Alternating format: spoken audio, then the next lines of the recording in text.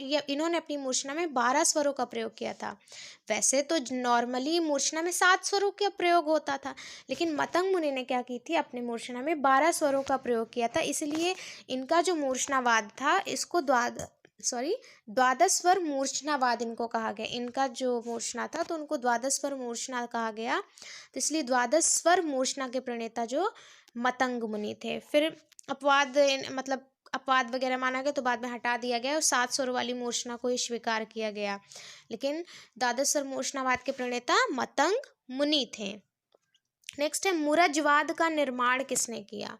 मुरजवाद का निर्माण किसने किया, दत्तिल ने, शार्दुल ने, मतंग ने या स्वाति ने। तो मुरजवाद का निर्माण स्वाति ने किया। स्वाति जो है तिरुनल थे, ये कर्नाटकी संगीत के थे, दक्षिण भारत के थे, तो मुरजवाद का निर्माण स्वाति ने किया था। नेक्स्ट है दत्तिल ने किस ग्रंथ की रचना की, बृहदेशी, ताल लक्षणम, संगीत मेरु या दत्तिलम। तो दत्तिल ने दत्तिलम ग्रंथ की रचना की, उन्हीं के नाम जैसा है, नाम पर आधारित था, तो दत्तिल ने दत्तिलम ग्रंथ की रचना की। बृहदेशी की रचना किसने की थी, मतंग मुनि ने। नेक्स्ट क्वेश्चन पे आते हैं, शार्दुल को अन्य किस नाम से संबोधित किया जाता था। क्वेश्चन नंबर 55, शार्दुल को अन्य किस नाम से संबोधित किया जाता था, मेरु, वैराज से, एक सेकेंड,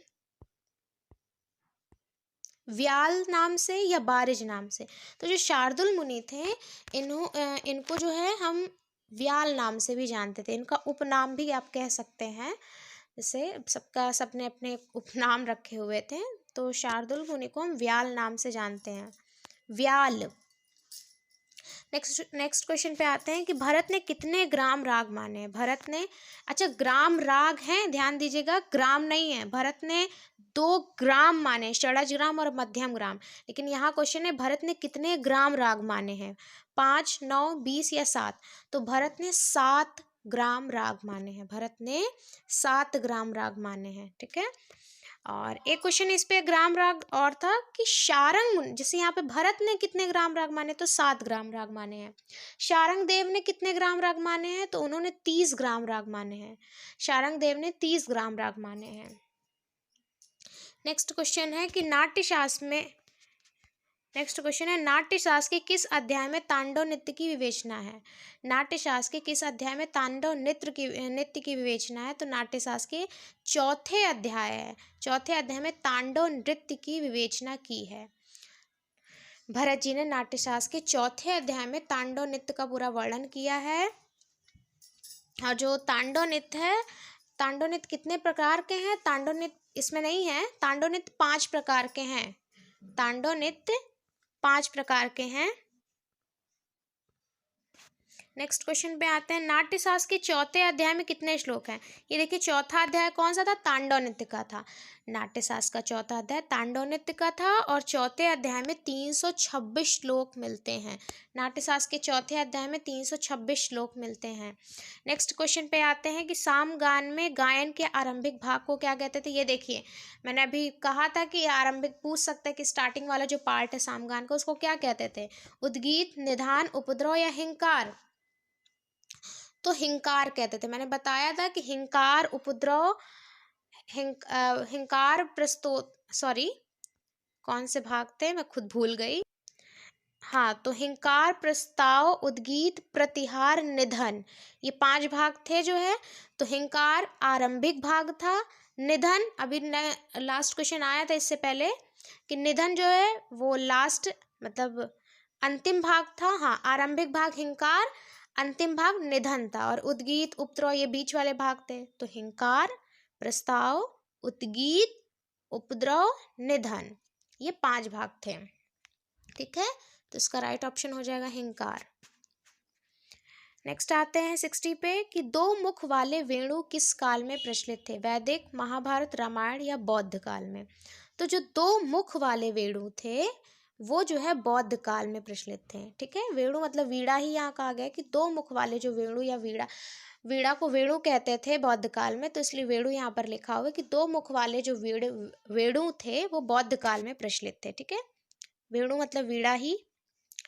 नेक्स्ट है रज्जु, अरुण, पुष्प तथा वसंत नृत्य किस काल में प्रचलित थे। रज्जु, अरुण, पुष्प, वसंत नृत्य, ये नृत्य के प्रकार हैं, देख लीजिए। रज्जु, अरुण, पुष्प, वसंत नृत्य ये वैदिक काल के नृत्य हैं, इस वैदिक काल के नृत्य हैं, ठीक है।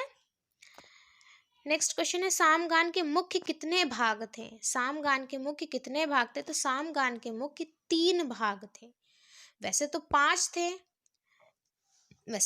थे, हिंकार, प्रस्ताव, उद्गीत, प्रतिहार, निधन, लेकिन मुख्य यहाँ पे पूछ रहा है तो मुख्य रूप जो थे, मुख्य रूप से वो 3 ही भाग थे, 3 ही माना जाता है। सामगान के मुख्य 3 भाग थे। कौन कौन से? प्रस्ताव, प्रतिहार और उद्गीत। उद्गीत, प्रस्ताव, प्रतिहार, ये 3 मुख्य भाग कहे जाते थे।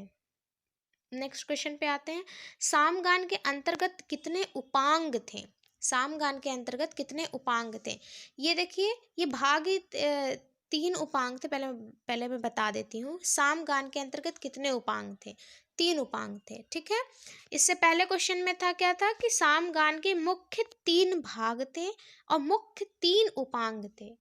सामगान के मुख्य 3 भाग थे, कौन कौन से? प्रस्ताव, प्रतिहार, उद्गीत। प्रस्ताव, प्रतिहार, उद्गीत, ये 3 भाग थे और उसके उपांग भी 3 ही थे, हिंकार, उपद्रव, निधन, ठीक है। तो 3 उपांग थे और 3 मुख्य भाग थे। वैदिक काल में सप्तक को किस नाम से जाना जाता था? वैदिक काल में सप्तक, जैसे आज कहते हैं ना 7 स्वरों के समूह को सप्तक कहते हैं, सा रे गा मा पा धा नी, तो ये हमारा सप्तक कहलाता है।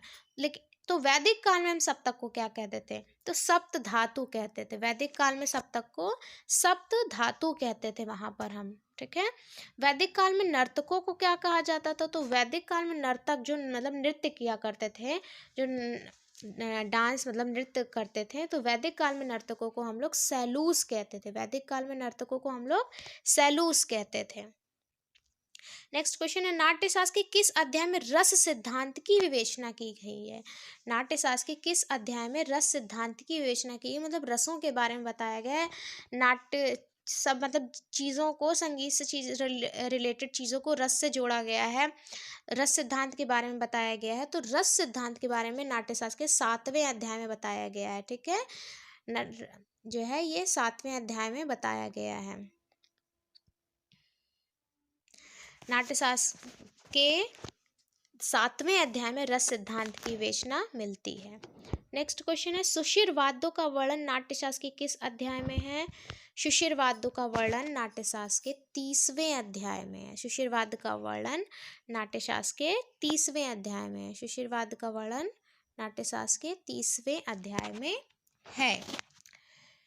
तो फ्रेंड्स आज के लिए इतना ही करते हैं, मिलते हैं नेक्स्ट वीडियो में। अगर आपको हमारा वीडियो पसंद आता है तो प्लीज़ लाइक करिए, शेयर करिए, सब्सक्राइब करिए। Thank you.